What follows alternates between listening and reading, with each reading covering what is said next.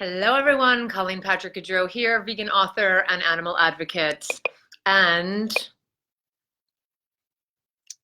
imperfect human, practicing human, as I like to say, cat lover, zero waste,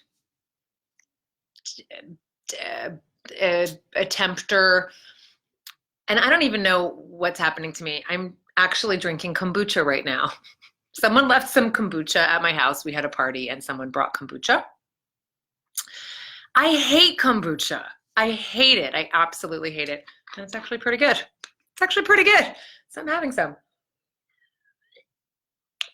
So hi everybody, just wanted to welcome you to our weekly live video. I've got something to say. I've got a lot to say and I'm going to say it, but first I'm going to remind you that I just announced our new trips for 2019. So we are going to 3 more places in 2019 besides the 2 sold out trips to Rwanda. We've also got Alsace next year. And then we have 2 new trips, 1 to Vietnam and 1 to Thailand. Those are part of our curated trips. I won't be going on the curated trips, but everything else is the same except the price is even a little lower because I'm not going to be there. So I just want you to go to cpgvegantrips.com and check out the itinerary. Also, I just released the newest podcast episode today on zero waste cats, zero waste and living with cats. Melissa said flavored kombucha is better than plain. Yeah, I don't normally drink kombucha, just for the record. I don't even know. So all that having been said, did I finish with my announcements? I hope you're all well. I want to know where you're from and what you're doing. I am deep into writing a lot of content right now. I've got the newest book that I'm working on called The Joyful Vegan's Guide to Life in a Non-Vegan World. And I've got the material that I'm writing for the Compassion in Action Conference. Of course, that's always an announcement I'm going to make until that conference is over. But if you haven't joined yet, if you haven't signed up yet, I really encourage you to do so. I joke and I warn you that this is not a conference for people who want to stay cynical and who want to stay negative and who want to stay pessimistic and who want to stay angry. This is a conference and all my work is about living joyfully in a non-vegan world, but living effectively, being effective voices for animals, being effective ambassadors of compassion. And one of the things that I'm working on right now, you know, a lot of the book Joyful Vegan's Guide to Life in a Non-Vegan World is based on the material I created when I made that podcast series called The 10 Stages of What Happens When You Stop Eating Animals. And a lot of the core of this book is on that. But of course, there's a lot more to say in this book. And I can say it a lot more eloquently because I have the time to sit down and really write this material. And I just finished the chapter called Coming Out. And, you know, one of the things I identified in this chapter that I don't think I talked about, I know I didn't talk about in the podcast episode. So the Coming Out chapter is about when we obviously tell our friends and family when to do it, don't do it when they're eating meat, how to go about it, how to find the right thing to say, and just understanding that being vegan rocks other people's world. Like just kind of knowing that is really key to coming out. But one thing I didn't talk about in the podcast episode that I do talk about in the book and that I'm going to rant about a little bit is one of the aspects of coming out is not just about coming out publicly to other people. It's absolutely about us defining what vegan means to us and owning it and claiming it as ours and being able to articulate what it means to be vegan. There is no doctrine, there's no dogma that says it has to be this way other than don't eat animals, other than don't eat animals and things that come off of or out of an animal, right? Pretty simple. It is not dogmatic. It is about doing the best we can. And of course, the book is called Being a Joyful Vegan in a Non-Vegan World because we live in a non-vegan world.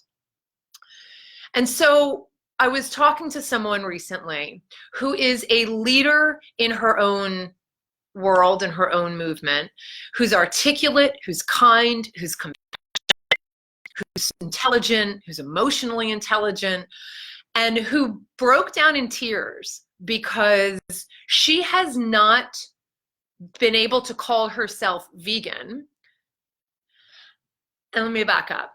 She was already weighed down by this feeling of guilt because she has gone back and forth being vegan. She's been vegan for a couple years, stopped being vegan, is vegan now and has been vegan for a few years, and said to me, what do you think it is? Why is it? One of the things I really carry with me is the guilt that I didn't stay vegan. Like, what's wrong with me? Why couldn't I stay consistent? Why didn't I stay? Why did I vacillate? And I said, I have a few thoughts. One is that if we don't have a community, and of course this is in the book, this is one of the stages, this is one of the elements, is it's so important to have like-minded people in our lives with whom we can speak the same language, talk about the same things, just hear, just talk to someone, just have a like-minded, person in our lives who can understand our trials and tribulations of living with integrity in a non-vegan world. That's so key, right? And she said, yeah, I didn't really have anybody around me. And I said, the other thing is that I really do think it's important, and I talk about this in the first stage, which is the voracious consumption of information, to make sure that we don't get so far away from the thing that actually inspired us to become vegan in the first place, that we become complacent. Because if we are so far away from that, maybe it's a video, maybe it's, connecting with the animals in the slaughter, not in a way that's masochistic, but in a way that keeps us connected and grounded to why we became vegan in the first place. I think it's important, because especially if we don't have community in our lives and like-minded people in our lives, and we're not watching, a video every once in a while and reading a book every once in a while, then we can very much become complacent and forget. So I said, that wasn't, and she said, yeah, I wasn't, it just kind of fell off my radar. I was just doing this thing, but I wasn't really connecting with it. And I said, the third thing is, one of the things that we joke about is that the number one question we hear is, where do you get your protein? And that's not. The number one question is not, where do you get your protein, and what do you eat, and where do you get your calcium? Those are not the most common questions we get as vegans. The most common question we get that most vegans can't answer is, why are you vegan? And most vegans haven't sat down to articulate what that means to them, what it means to be vegan. Why did I become vegan? How can I articulate it in a way that really reflects my truth, and that can be articulated in a way that resonates with other people, or just, palatable for someone else? Doesn't have to resonate, but how can I articulate it? And most people haven't really sat down and articulated it. And I said, if we can't claim that, if we don't claim that we're, vegan, we don't know how to define it, then we're just going to vacillate, and we're never going to be able to own it. So that when other people ask us why we're vegan, or says, you're not really vegan because of X, and I'll get to that in a moment, then we either feel miserable or we stop being vegan. And one of the other elements of this chapter, and I had to read her parts of the chapter that I just finished while she was in tears, is not only do we criticize ourselves for not being perfect, but of course we get criticism from other people. And wouldn't you know that those other people are not just non-vegans? In fact, most of them aren't. They're other vegans who spend time and energy telling other vegans that they're not really vegan because of, name it, just name it, whatever. They're none of them valid reasons. And I read to her the part where I said, I think where that's coming from is this fear that one vegan is going to represent all of us. And if they misrepresent us, then it's going to create a misperception, and it's going to invalidate us. And so before they could do that, they excommunicate vegans rhetorically, because just calling someone not a real vegan doesn't do anything other than make them feel like crap. And the effect of you thinking that you're going to keep this pool of vegans pure because of your rigid ideology is that it actually keeps the pool small. Because not only do people feel like crap when they're told they're not doing something right, I'll be really honest with you, people don't want to be part of a club, especially a club where they thought they would be well received and met with compassion, but are met with judgment and criticism and condemnation. So people don't stick around. Now, am I saying that judgmental vegans are creating ex-vegans? Yes, I am. And I'm saying it because It's already difficult enough to live vegan in a non-vegan world among non-vegans. We all know that. We all know the struggles. It doesn't make it any easier when vegans, who are supposed to be the group that is supportive, and so when I talk about like-minded people, I don't just mean any vegan, I mean supportive vegans, when they're the ones who are criticizing us. So stop it. And if you see someone else being criticized and judged and condemned and rhetorically attacked, this idea that someone's not a real vegan, I don't even know what that means. So I have a video on YouTube called "Can You Be 100% Vegan?" Spoiler, yes you can. And the whole video is about the fact that built into being vegan is imperfection, because we live in an imperfect world.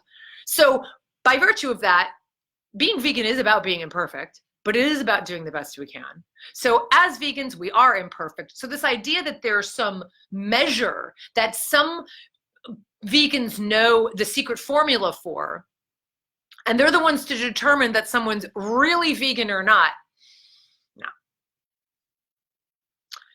So yeah, I'm mad, because I'm mad that someone who is incredibly in every way kind and compassionate and trying to do the right thing and is strong and is looked to as a leader, and she's an inspiration to many people, could be crying because she's never said I'm vegan, because she's afraid. When she hasn't never said it, she has said it. She's like, it's just so crazy that I've been so afraid. I'm like, you've been afraid because it's been a founded fear. Like, it's a well-founded fear, because when she has come out to say she's vegan, she's attacked by other vegans for not being perfect, for not living up to their own expectations and their own definition of what being vegan is. And so not only is someone who's doing the best they can, who's not eating animals, who's not, who has some leather products left over from before she was vegan, is told that she doesn't count. So not only does she feel like, because that's what you're saying when you say that you're not a real vegan, you're saying you don't count. Not only that, there's a risk that she could stop being vegan. Now, is that her responsibility? Yes, but isn't it also our responsibility to be supportive of people where they're at? And isn't that the point? Isn't that what we're supposed to do? Because we're all so perfect? Because we're all so perfect. It blows my mind. It blows my mind, because I don't see this. I don't see it. I don't experience it. I don't live it. I don't pay attention to it because it's toxic. But when I hear it, it is infuriating and heartbreaking. And that's what I wanted to say. So I will open this up to questions and comments from you. I know you probably see this more than I do, and I say that because perhaps you're in communities and in forums, but I am just urging everyone to either leave the forums where there is attacking, but before you do, support someone who needs it, and tell them to come over to my page, or tell them to go over to a page where they're supported. Because there's a reason the vegan community, there's a reason that the population of vegans relative to the general population is small, and it's not a mystery. There are a lot of reasons. There are. I'm not saying this is the only reason, but this is one of them. This is one of them. And I want you to know that if you're not perfect, you're welcome in my world, and you're welcome here in my online home. And I welcome you regardless of where you are on the spectrum, whatever you call yourself, whatever you name yourself. But I do encourage you, if you are on this journey, claim it, own it, and forget what anybody says. To feel bad that you're not living according to someone else's definition of anything, being vegan, zero waste, whatever, that's not yours. Just as I always talk about with activism and advocacy, that we can only plant seeds and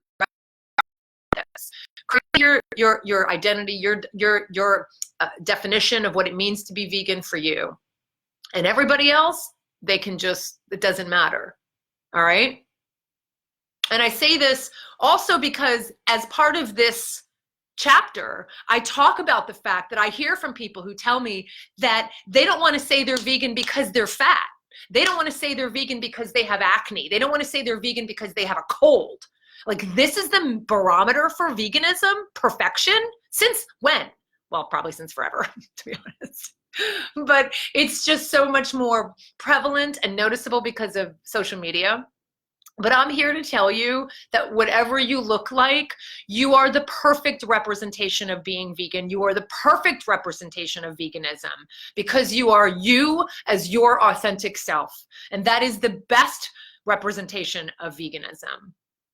Nobody else's definition, nobody else's notion of what vegan looks like, because everybody has a different notion of what vegan looks like. How can we live up to one person's notion? Some people think all vegans are fat. So I'm not gonna, I don't want to gain weight, so I want to be vegan. Okay. Some people think vegans are all thin. Yeah, they're all too skinny. I don't want to be vegan because I don't want to be, they're so skinny. Some people think vegans are all sickly. They don't get their right nutrients. They're not well. Some people are jealous by how healthy vegans look. Some people think vegans are extreme, and some people criticize vegans for not going far enough. You will never please everyone. You will not. So you might as well please yourself.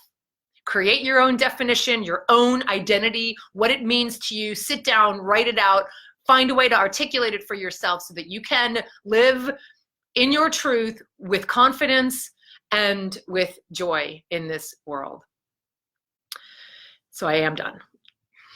And I thank you for listening. And I will happily look at your comments and questions if you have any, if you're still here. So thank you for listening. And I'm really excited that a lot of you are feeling this way. And yes, of course, Heather is reminding me of my quote, don't do nothing because you can't do everything, do something, anything. There's so much we can do. There's so much we can do. We are never going to be perfect. We are never going to have a perfect world ever, ever, never, ever, ever. But that doesn't mean we stop doing what we can. Ali says, hi, CPG. I've been following your podcast like religiously lately. Thank you for getting me started on the zero waste journey. You are very welcome. Hi, Amber. Thank you. Oh, I get fired at pretty often, Melissa. So I probably should just share with you more often if you don't mind. Kristen says, thank you so much. There seems to be a new trend for vegans to shame other vegans who don't attend protests. I see that too. Some of these vegans even diminish other vegans, saying they aren't good enough if they aren't going to activist disruptions or protests. We need more love in the movement. Do you have more suggestions, or do you have suggestions for this unfortunate shaming going on? It's even to the point where vegans shame other vegans for attending food events or doing outreach tabling or living by example. The shaming doesn't help the animals at all. I know the problem is that the shamers are the loudest, and they certainly don't represent the majority of people. Now, I haven't done a poll. I haven't done, I don't know every single person in the vegan movement, and that's the point. We are diverse. We are as diverse as the general population. So we are large, but they are loud. And it's interesting, right? Because I kind of have two thoughts about criticism. One is, if you feed it, it becomes real. And if you defend against it, it makes it real. But there also is another side of me where, without giving too much credence to the criticism, we do have to speak for the truth, and for the truth of that's why in the Compassionate in Action, I can't remember what I'm talking about because I have so many different titles I'm thinking of. In the Compassion in Action conference this year, one of the things I'm going to be talking about is the most effective forms of advocacy. And you know what? There's not just one. There isn't just one form of advocacy that's right. And we all vacillate and we all change, and different people respond to different things. We have to be wary of righteousness. We have to be wary of people who think they know the answer. We have to be wary of people who are self-righteous and who think they know exactly how to do it. Because if we all knew the answers for all of this, we'd all be doing the same thing. The point is that we are diverse, but so is the general population, and they respond to different things. And I know you have things that you respond to. I have things I respond to. I don't respond to the same things. And we respond to different things depending on where we are in our lives, depending on where we are in this journey. And not everyone's going to respond to protests and direct action and what do you call it? Disruptions, right? Not everyone's going to respond to that. So no, you're not right. There is room for everyone. Now, I think there are some things that are more effective than others, but honestly, the truth is whatever is going to be the most powerful for you, whatever is going to really reflect your skills and your passion is what people are going to respond to. I really don't spend a lot of time like looking at criticism of me, but I've seen people say, oh yeah, she's not a real animal advocate because I have recipes. I mean, whatever, I don't care. You know, that's their own fear. That's their own fear that, you know, it's kind of like if I'm not angry all the time, I don't care. And people think the louder you are and the angrier you are and the more outraged you are by injustice, by what's happening to animals, by, you know, the political situation, the angrier you are, the more it demonstrates that you care. And I will just say, no, it doesn't. It just demonstrates that you feel really good about what you're doing. So that's great. You can feel great about what you're doing. But that doesn't mean everybody else has to do it. And that doesn't mean everybody else has to pat you on the back either. So that's what I would say. But how to do that in the public space? Well, I don't know. I mean, speak your truth loud and proud. You don't have to do it in a way that's defending against someone else's. Let us be as loud and proud of what we care about, whatever that is. Might be that. Doesn't matter. But we have to, you know, at least be as have as much conviction. And that's part of why I'm also saying this, you know, regarding this conversation I had with a friend, is that she lost her conviction because she was letting other people define who she was. And that's the same thing. Certain people who are defining what this movement is, I mean, that's going to happen. That's going to happen. But they will define it in their in their amplification of it. So if you care about something, then you need to amplify it as much. Does that make sense? Michael says, I wish all justice advocates would focus on their advocacy and not of that of others. That's the thing. I mean, that's what's so amazing, is that we spend so much time and energy on the people who don't agree with us, or the people who don't think like we do, or the people who don't vote like we do, or the people who don't act like we do, as opposed to spending all of your energy on the people who do vote like you do, and who do act like you do, and who do think like you do, and who do, what was the other one?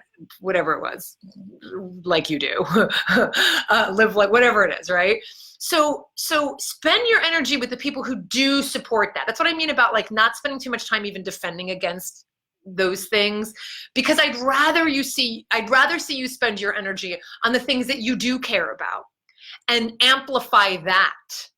That's what needs to be amplified, not a defense against, you know, their perspective, but your own, what you care about most. Marilyns says, and thank you, Billy, thank you. Marilyns says, I had a friend of a friend say they couldn't be friends with me because I own pet chickens, right? Number one, I became vegan after having them as pets and seeing how amazing they are. Number two, most are rescued, so people don't kill or eat them. Number three, they're as spoiled and loved as my dogs. Needless to say, I will never apologize for loving my pet chickens, ducks, and turkeys. Most of them would have been killed had I not taken them in. No, I don't eat eggs, but I also don't shame my friends I give the eggs to. They know they came from happy hens, but someone threatening lack of friendship with me because I have compassion for birds? Really? I'm reading it just the way she's writing it. I can't tell you how many vegans have judged me because I have pet poultry. They don't even care about my rescuing them. So sad. So, yeah, I mean, so one of the things I'm writing right now also is a session that I'm going to be doing at the Compassion and Action Conference, which is called Unconditional Compassion. And we kind of think that the louder we are about something and the more ideological we are, the more rigid about something, the more it shows that we care about that thing. And so what I would hope for them is that they become more open, more compassionate, and less afraid of their own flexibility. And so that's what I would wish for them. Send those thoughts off to them and move on. My life know the truth. And so, so what I also want to do is make sure that I'm holding them in a space of, okay, what's really going on? Because what's really going on is their own fear. Again, it's why people rhetorically excommunicate other vegans by saying, you're not really vegan. It's like, what are you afraid of? And they're afraid that someone else is going to define their veganism, so they want to excommunicate them before that happens, right? You're not really a vegan. And so same thing, right? Like, no, that's not a pure vegan would whatever, right? So they're afraid of their own, it seems to me they're afraid of their own flexibility. They're afraid of their own gray areas. They're afraid of them being defined as not being consistent or rigid, because then the world would think that that's not, that vegans, whatever, aren't rigid or it's not unconditional compassion, and it's not it is, the irony is that it's selective compassion. And that's what's so interesting, is that the same people would criticize non-vegans for caring about their dogs but not caring about chickens or cattle or pigs, and because they eat them. And that's selective compassion. That is selective compassion. But so is deciding that one person is worthy of your compassion and another person isn't. That's also selective compassion. And that's not compassion. That's not compassion. Compassion is unconditional. By definition, compassion is unconditional. It's understanding another person's suffering and wanting to do something to alleviate it. It's not about judgment and self-righteousness. So I'll be talking about that in the conference as well. I have to take a sip of my kombucha, which I can't even believe I'm drinking. Part of it is that it's in my refrigerator, and I am not going to waste something that's in there.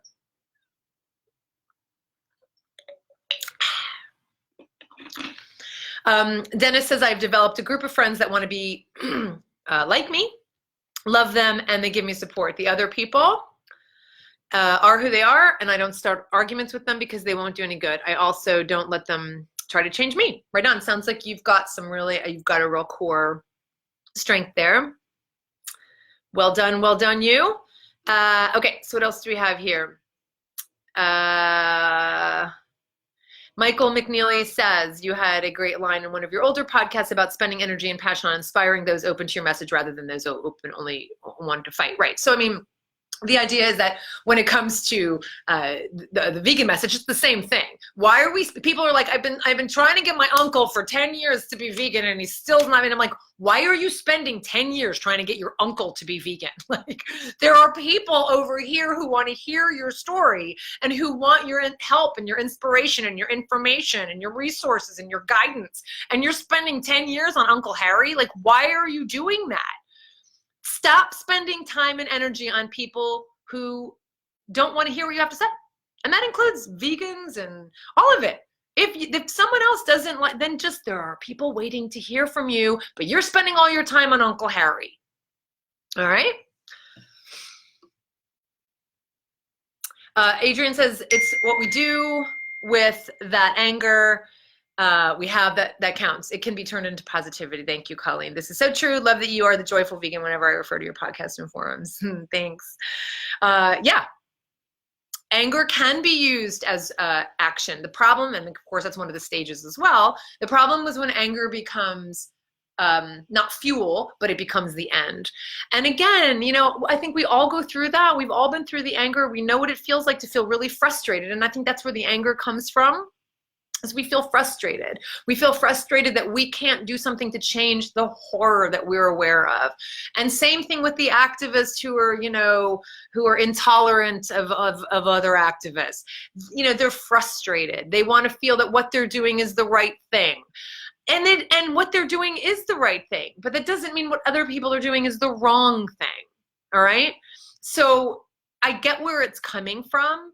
But all of us have a contribution to make, and it's not the same thing. How boring would that be anyway? Holly says, I spend way too much time on fighting with those that don't agree with me because I just want them to stop eating animals. Exactly what I'm talking about. That's exactly the frustration. I get it. But there are people who are waiting to hear what you have to say, and they can't hear you because you're talking to the people who don't want to hear you. Right? So go spend your energies elsewhere, and you will see the shift, Holly. You will see the shift when you open yourself up to a new audience. You will see a shift in your own frustration. Patricia says, exactly, Colleen, I couldn't do it with constant anger, and now I'm being judged because of some who wanted to act like they do. Yep, well, bless them and let them go. Let them go. Melissa says, yeah, I've seen complaints from many vegans lately about other vegans protesting human stuff but not animal things. Yeah. Self-righteousness feels really good. Self-righteousness, nothing feels better than self-righteousness. Nothing feels better than thinking you're right. There's nothing it's sweet. It is just the best feeling. So in order to keep that feeling, you have to make it look like everybody else is wrong. So, Erochka, is that how you say your name? Thank you so much. I just voiced exactly what I feel. Yes, awesome. Wouldn't it be wonderful, Kristen says, if we uplift each other? I love that. Just holding that vision, just holding that idea, like, let's just hold that and do it. So when we see, so you notice when I said, when you see people in forums criticizing others, I didn't say go criticize them back. I said go support the people that are being criticized. That's what we need to do, is lift it up, lift them up, and lift up the whole, like, we just change everything when we do that. I love that, holding that space for that. Jonathan says, it's hard to scroll here. Sorry about that. There are a lot of comments and a lot of questions, and I just got unable to, something just happened where I can't see past a certain point. Megan says, I'm so thankful that I came across your work a year and a half ago. It's nice to have a welcoming and supportive community. It's helped me continue my vegan journey and now my zero waste journey. I love it. And so if you're not spending a lot of time here on my page, Megan, and you maybe already know this, is go over to the 30-Day Vegan Challenge support group. Michael McNeely is one of the moderators, and some other wonderful people who are moderators, Michelle, who is here.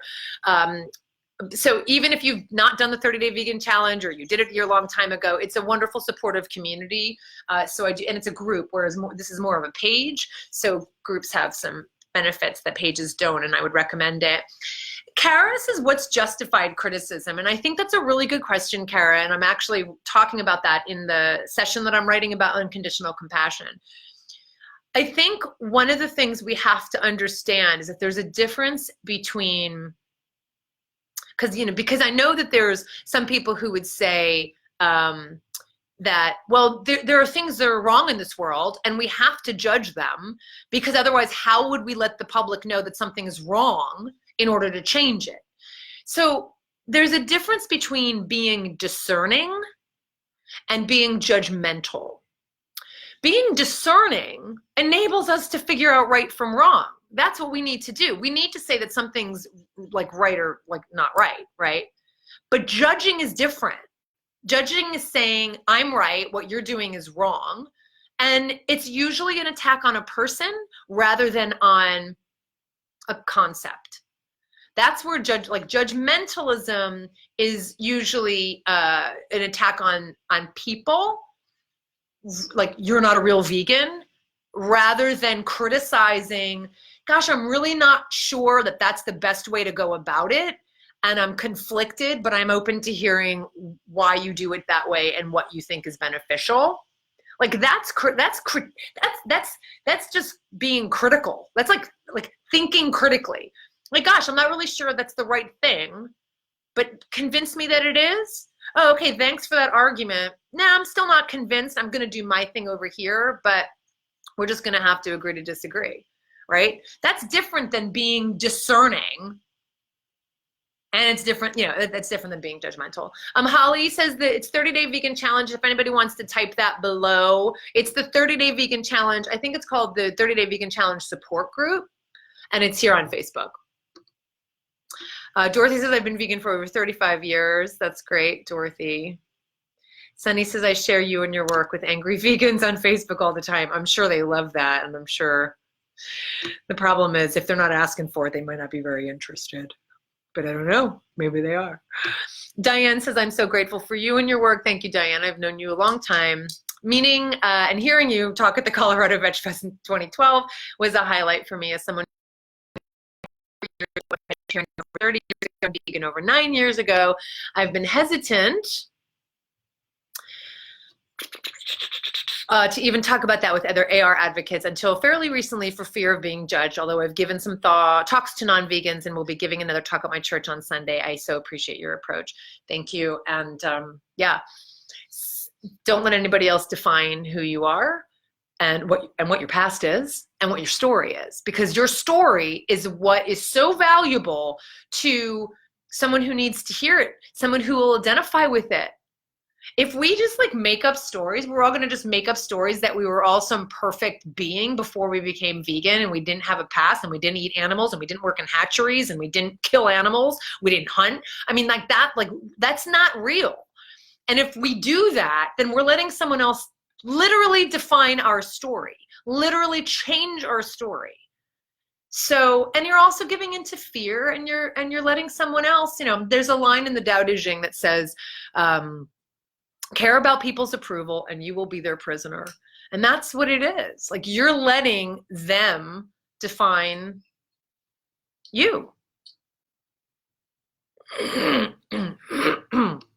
Did not, Kara. You're a liar pants. Thanks, Michael. Hey, Karen in Costa Rica. Dorothy says, I've seen a wonderful transformation. When I started 35 years ago, there were no restaurants, fast foods. Most people didn't know what vegan was, for sure. Megan says, I participated in an animal rights march where we chanted and held up signs of dead animals during lunchtime. I loved being around other vegans, but I was so conflicted by the way we were getting the message across. Yeah. And you know what, Megan? That's part of what it is too, is trying something and seeing how it feels for you. And it might not be something you want to do again, but you did it. And it might be something you do want to do again, right? So, I mean, that's part of it too, is kind of trying how does this feel? And is this effective? And I don't know. And let me see if this feels right. Because what's going to be the most effective is what's going to feel the best for you. I know you're joking, Kara. I know that well enough. Karen says, my vegan daughter since conception and myself for 5 years. Yay, everyone. That's awesome. Wherever you are, it's awesome. MJ says, I remember listening to your podcast about how to talk to a hunter. Indeed, if anybody wants to put that link here too, I welcome you to do that. But if you're interested in what MJ's talking about, is I have a podcast episode that tells a story of, it's called How to Talk to a Hunter or with Anyone Else with Whom You Disagree. And I tell my story about, kind of an interaction I had with some hunters, with some shooters really. And it's probably one of the most popular podcasts, which makes me happy. And MJ says, I'm surrounded by pre-vegans, so I don't have time to argue. My life is not an argument, and neither is somebody else. Neither is anybody else. I found that living by example and happily sharing information is best. Be the vegan you wished you had met before you went vegan. Indeed, indeed, indeed. You were referring to you. What do you mean, Michael? Wait, what? Oh, by the way, still not perfect post-veganism. Oh, I thought you were, I see. I wouldn't have taken it that you meant it about me. Sarah says, I appreciate your approach. Oh, thanks, Adrian. I'm not vegan and I've tried a few times but struggled with it initially. It was because of how vegans approached me in a very hostile way. I keep losing you. Sorry, lots of comments are coming in. The message made me repulsed to even hear them out. The most effective thing that has actually worked for me was trying to keep trying was following Esther the Wonder Pig and her family and farm friends. They don't assault people with information and being vegan, but they give a face and personalities to all their family members. Indeed, Sarah, I love that. And if you do need guidance and support and you are interested, it's why I have the 30-day vegan challenge, because I talk about being vegan as being effortless, but that's after you've had the shift. The transition of going from non-vegan to vegan, even if you're vegetarian first, does take effort because it's a habit, and changing habits, it's very hard, and we are creatures of habit. So if you are interested, there's the 30-day vegan challenge book. Of course, you can get that anywhere books are sold. And of course, you can also join the online 30-day vegan challenge program, which I am in the process. Anybody want to help me with some data entry? We're switching the platform for the 30-day vegan challenge over.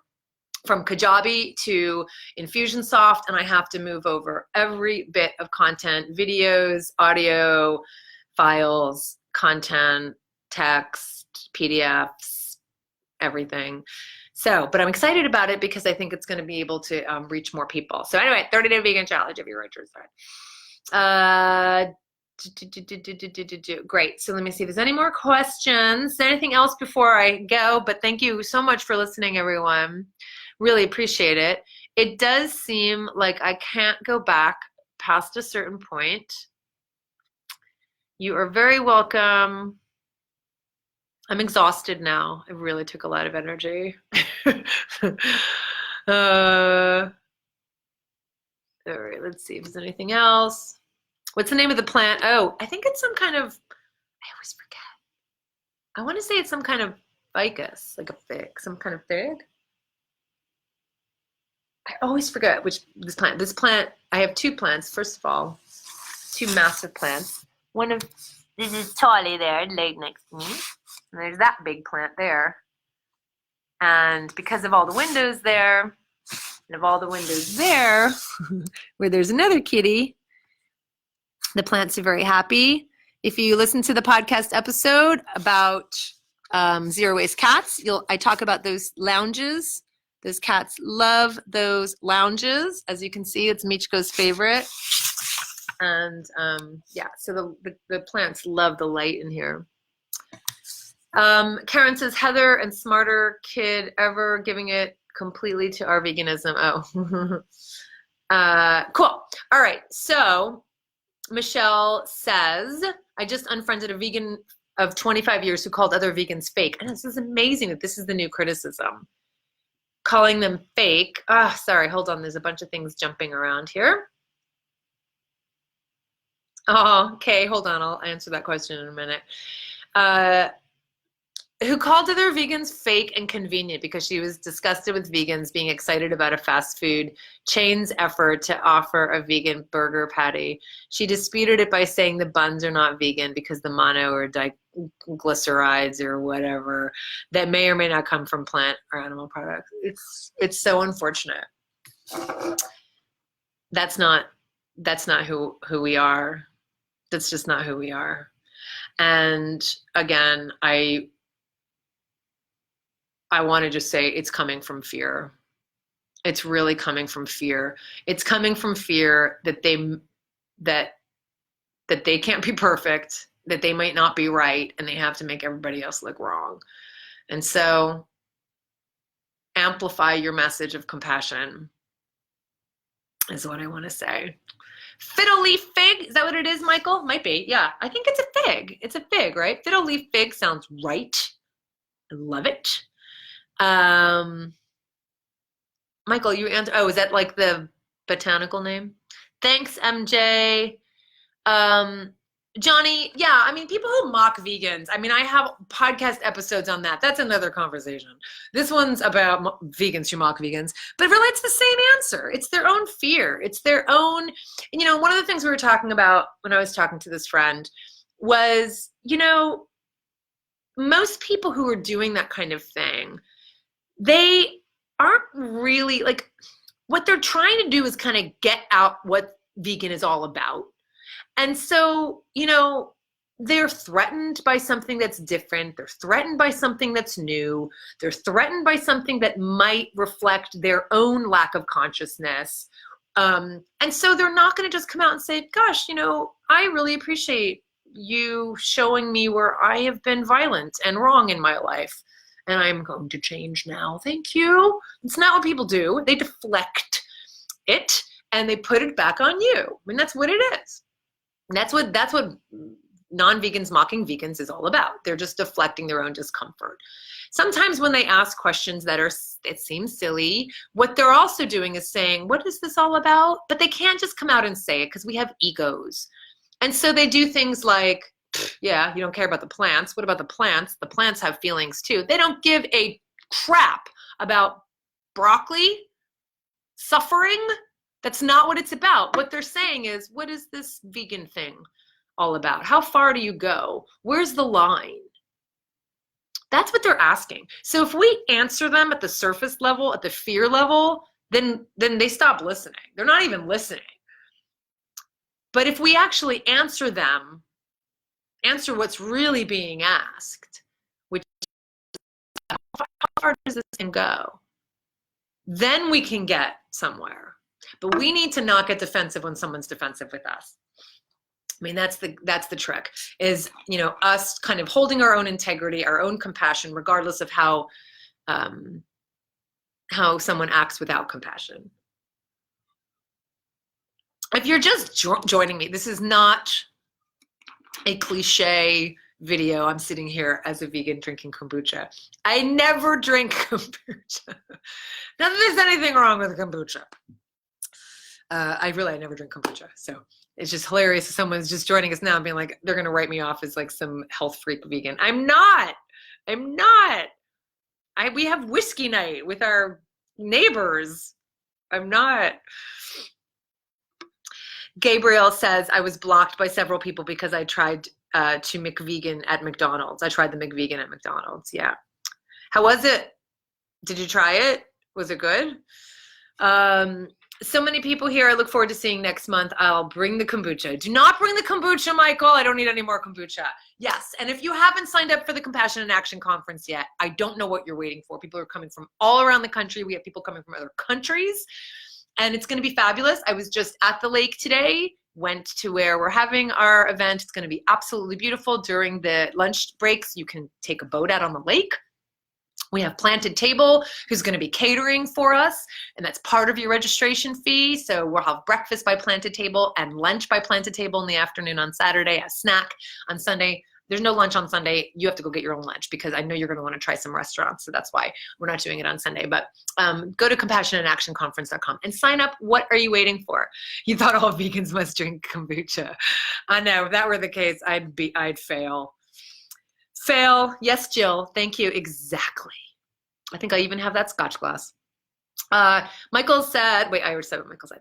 Kim says, as vegans, we need to be responding from compassion, not anger and fear. When vegans do that to other vegans, it makes me sad and disappointed. And so that's the thing to do, right? Is kind of feel the sadness, feel the disappointment, understand that it's coming from fear, and try and tap into our own compassion. There's another line from the Tao Te Ching that I love, and it says, talking about, you know, the one who practices this philosophy of compassion and Taoism, the master. She's good to people who are good. She's also good to people who aren't good. That's true goodness, right? My integrity doesn't change depending on someone else's bad behavior, right? The idea that we don't show compassion to someone because they're not compassionate, that's not compassion. Like, that's ridiculous. That's conditional compassion. That's selective compassion. So the master is good to those who are good. She's also good to those who aren't good. That's true goodness, right? And that's the idea. My husband is leaving work now. He just told me on a text, which is lovely. So Kathy, I probably am going to be doing some sessions online, and I have to get that going as well. So I think I will be doing some of the sessions. I'll probably sell some of the sessions online. I've already hired the videographer, and it's not cheap. So if you're interested, you better buy it. But of course, seeing it live is going to be even better. Michelle says, love you, joyful vegan. I hope more vegans be as positive and excited about progress as we are having now. Well, if you believe in progress, I'm reading right now Steven Pinker's book, Enlightenment Now. And it's so funny, right? Because the whole idea is if you believe in progress, then you can't possibly have all the answers. That's the point, is that we learn from what we do, we learn from the past, we make it better, we take what we can, and we do something new. That's the point of progress. There's a reason Latin died as a language. It's because it didn't grow at all. It's dead because it did not progress, right? So the whole point of progress is change, is openness, is flexibility, is taking what we can, doing something new, and realizing we're not doing it perfectly now. We're doing the best we can. Evolution didn't stop here. This isn't like a trajectory and it ends and here we are. We're the best we can be. That's not how evolution works. It's all about change. And this isn't it. This isn't the end. So all of you who think you know all the answers, you don't. I don't either. That's the point. Okay? Okay. So it was good, says Gabriel. I think it's good to support vegan options and don't see it. You didn't do anything wrong, Gabriel. My Lord. Own that, okay? All right, so I will say one more thing because I did say that I was going to answer if someone asked about cockroaches. I know it's really hard. I did actually an episode on cockroaches. I do escort insects out of the house. Remove the thing that's actually attracting the cockroaches. We had some cockroaches in an old apartment we lived in, and it was just it was a house. It was another house. So we didn't share walls or anything. Don't I have an episode on this? I have an episode on cockroaches. Podcast episode, food for thought. But what we realized is we were putting all the compost, all the green waste under the sink, opened, it was just exposed. And the cockroaches were like, yay, there's a party. I can just come from under the house and eat. And that's awesome. And then we stopped doing that and the cockroaches left. So stop giving them a reason to be there. And then when you do see them, you can just escort them out. I think cockroaches are beautiful. I know, a crazy vegan who drinks kombucha and who thinks cockroaches are beautiful. I do. I tell the whole story about how I was trying to I was trying to sweep up the cockroach, and all I saw was fear. All I saw was someone who wanted to live, and I felt terrible. And we didn't kill him, but I saw him for the individual that he was. And it was really powerful. So I've had a very different perspective on cockroaches since then. Matthew says, enjoy your comments and views, although I'm not vegan. I have family members who are, who do it for health reasons, although I don't mind hunters. We don't support mass killings and inhuman treatment of animals via supermarket meats and whatnot. Thank you for sharing, Matthew. And I will say thank you, everybody. Well, I'm going to let you go. I was going to end on a very sad note, but I'm not going to do that because we're in a good spot. And I'm sending all of my positive thoughts to all of you who feel the way I do, that living compassionately means living consistently, compassionately in all areas of our lives, treating human animals, non-human animals, individuals we meet, individuals we'll never meet, with the same compassion that we would want to receive ourselves. That's what it means to live with integrity. That's what it means to live with compassion. That's what it means to live consistently. This thing called vegan is just a means to be able to manifest our compassion. And it's about doing the best we can to do that. So may we all be committed to living compassionately, to amplifying that compassion, to doing the best we can, because the problem in this world is not the people who are doing the best they can and not doing it perfectly. The problem is people who aren't doing anything at all. And so I thank you all for doing something. Don't do nothing, because you can't do everything. Do something, anything. For the animals, this is Colleen Patrick-Goudreau. Thank you so much for watching.